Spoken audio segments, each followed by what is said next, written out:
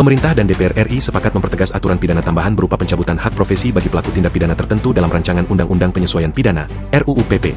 Ketentuan ini berlaku jika pelaku melakukan kembali tindak pidana yang sama saat menjalankan profesinya dalam waktu 2 tahun sejak putusan pemidanaan sebelumnya berkekuatan hukum tetap. Ayat 2. Jika setiap orang sebagaimana dimaksud pada ayat 1 melakukan tindak pidana tersebut dalam menjalankan profesinya dan pada waktu itu belum lewat 2 tahun sejak adanya putusan pemidanaan yang telah memperoleh kekuatan hukum tetap karena melakukan tindak pidana yang sama, pelaku dapat dijatuhi pidana tambahan berupa pencabutan hak sebagaimana dimaksud dalam pasal 86 huruf F. Demikian dibacakan Tim Badan Keahlian DPR RI dalam rapat pembahasan RUU Penyesuaian Pidana di Gedung DPR RI, Senin, 1 Desember 2025. Rumusan tersebut diadopsi dari sejumlah pasal dalam Undang-Undang Nomor 1 Tahun 2023 tentang KUHP, yang memungkinkan hakim menjatuhkan pidana tambahan berupa pencabutan hak profesi sesuai pasal 86 huruf F. Fraksi PDIP mengusulkan 2 penegasan tambahan.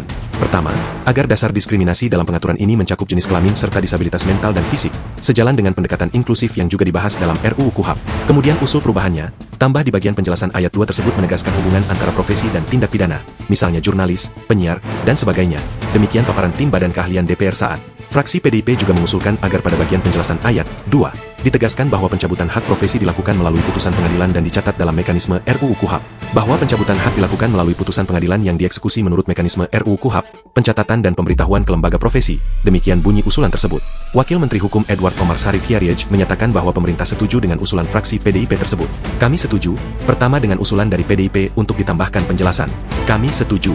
Jadi memberikan contoh profesi itu seperti jurnalis, penyiar, dan lain sebagainya, ujar Edward dalam rapat Komisi 3 DPR RI, Senin, 1 Desember 2025.